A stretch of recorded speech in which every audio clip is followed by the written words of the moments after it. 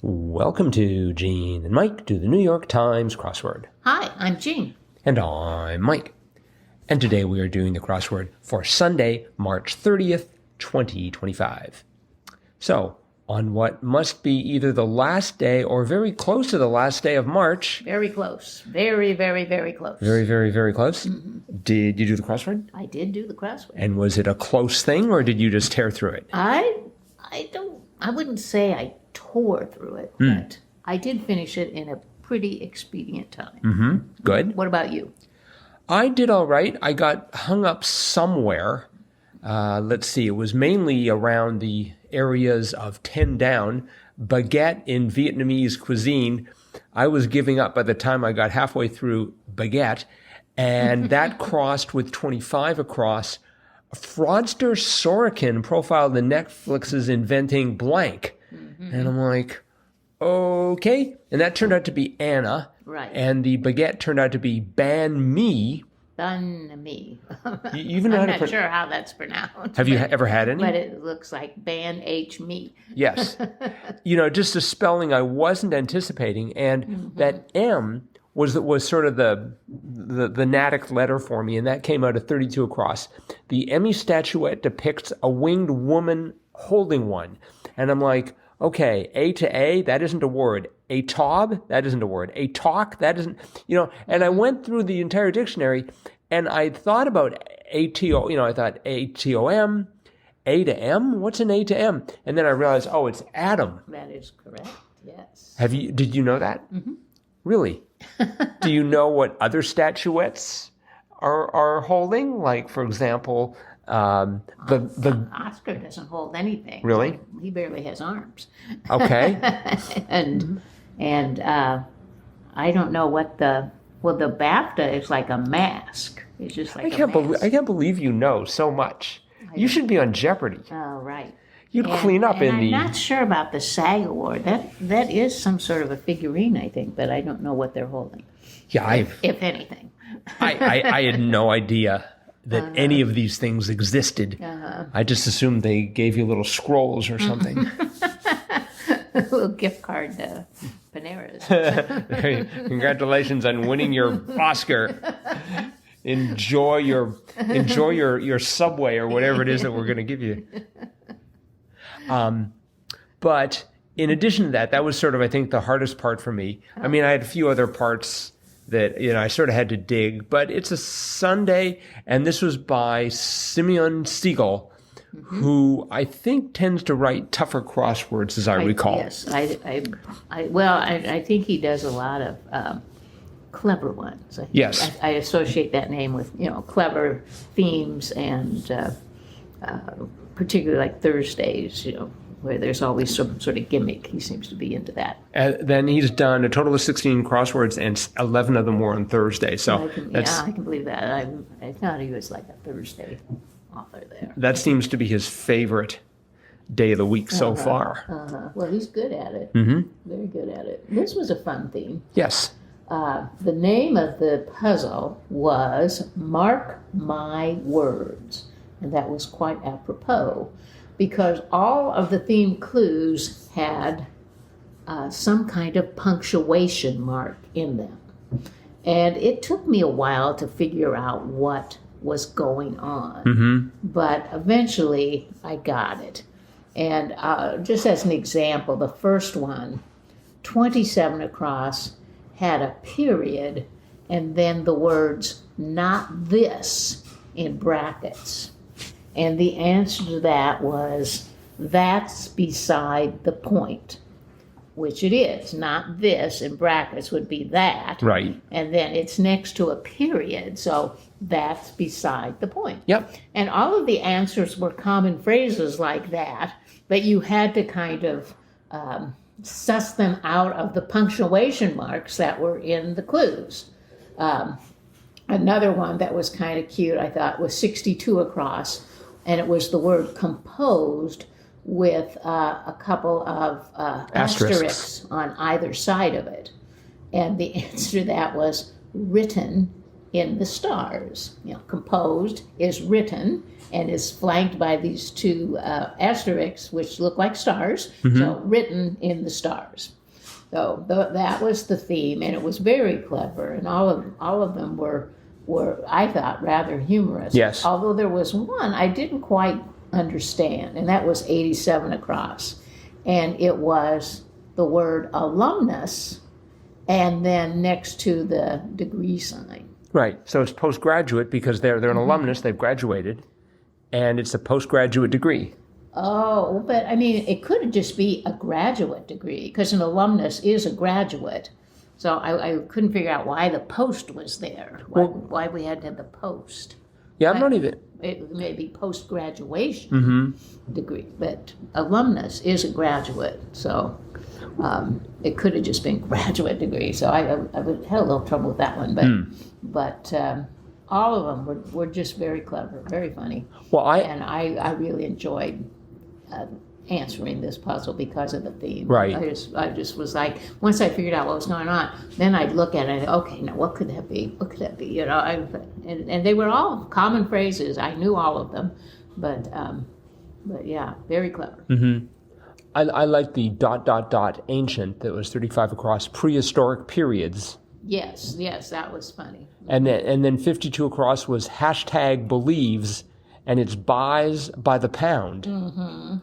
So yeah, they were quite good. I didn't quite understand 70 across, feasts, and then there were 3 dashes, and it's dines and dashes. Well, is that for people who don't pay the bill at a restaurant? They dine and dash? Yes, that was where the phrase comes from. Okay. But you understand why. I mean, feast would be dines. Yes. And then the 3 dashes, so dines and dashes. Sure, I understand that part. I just didn't, it was the phrase dines and dashes. Yeah. Because, I tend not to do that. Generally, I will, I'm responsible and pay all my bills. But apparently that is a thing in the restaurant world. Dines and dashes. Yeah. You could talk to our daughter about that. Okay. She worked in food service for a while. That's really a bad idea, though, because it's horrible. I mean, all the people in food service, they do have knives, and they know how to throw them.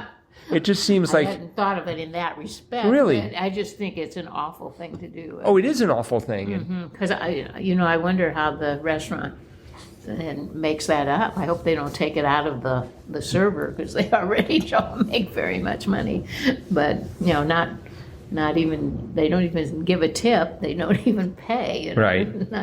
So, pretty bad. Pretty despicable.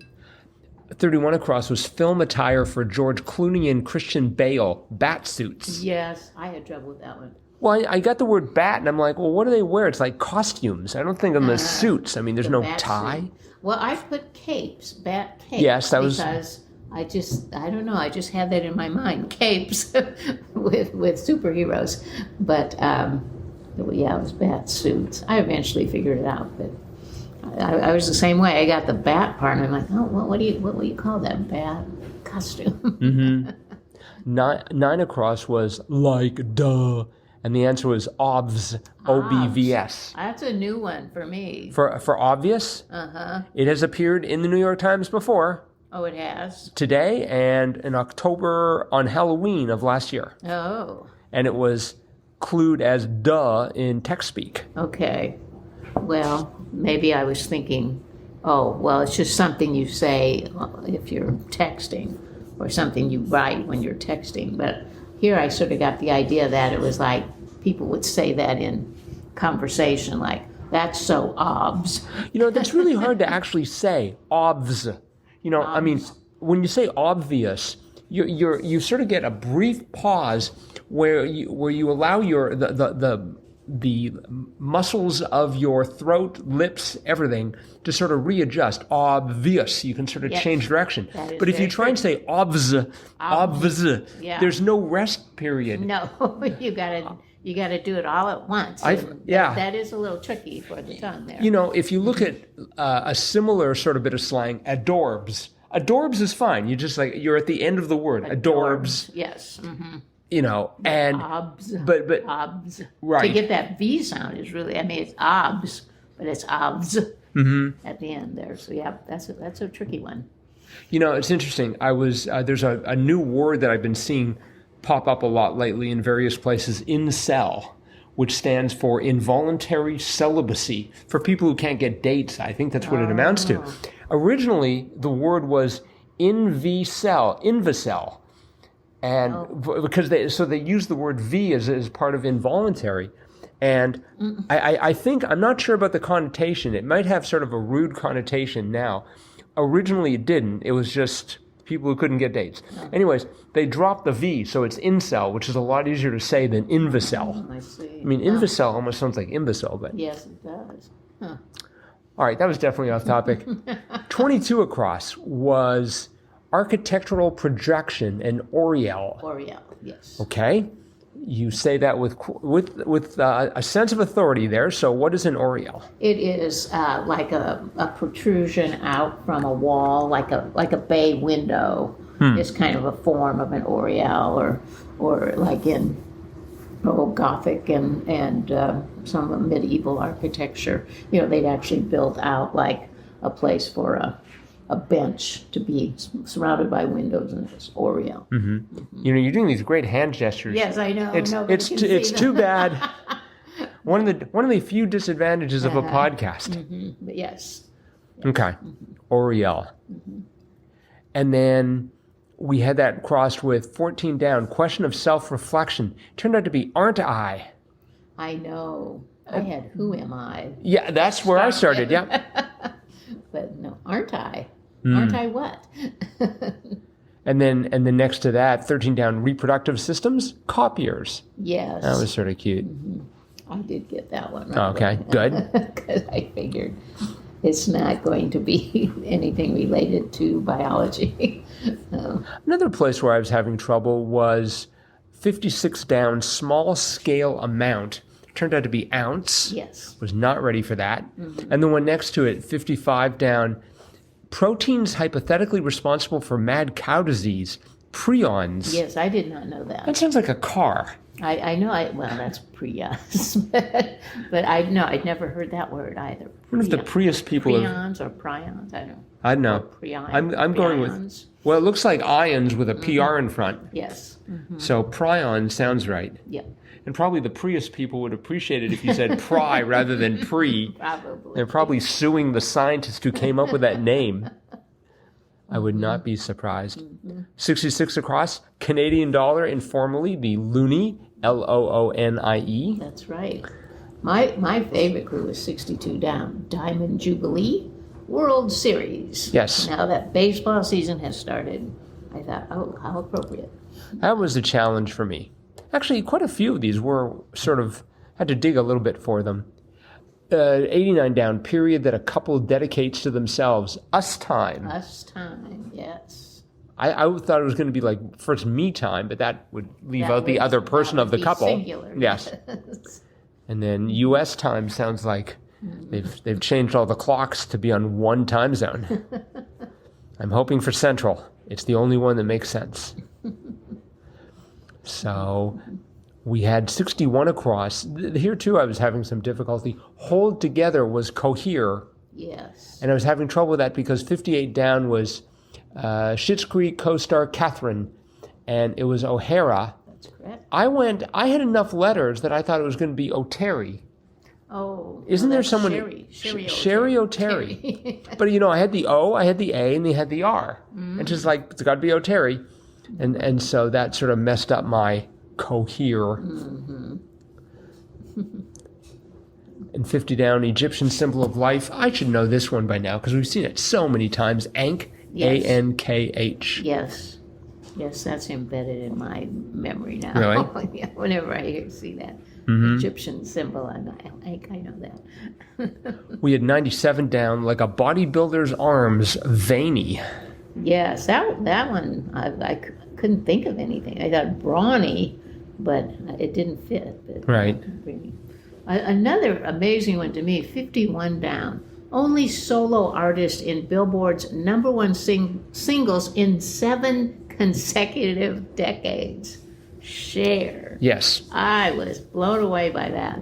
I mean, you think about it. Having a #1 single on the Billboard chart, solo artist having a #1 single for 7 consecutive decades, 70 years, So when did she start? When she was like 6 or something? Or? Well, maybe, late 60s, and you'd have 70s, 80s, 90s, 2000s, 2010s, and 2020s. That's 7. So what's she done lately? I don't know. Oh. I don't know, but I'm just blown away by her for doing that. That's amazing. Well, and it was a Billboard #1 single. We ought to know it. We ought to be able to hum it. Yes, well, we'll have to research that. Okay. All right. Well, I think that is probably it for today. So thanks everyone for listening. Yes. We will be back again with our cutting edge analysis of tomorrow's crossword tomorrow. Bye-bye.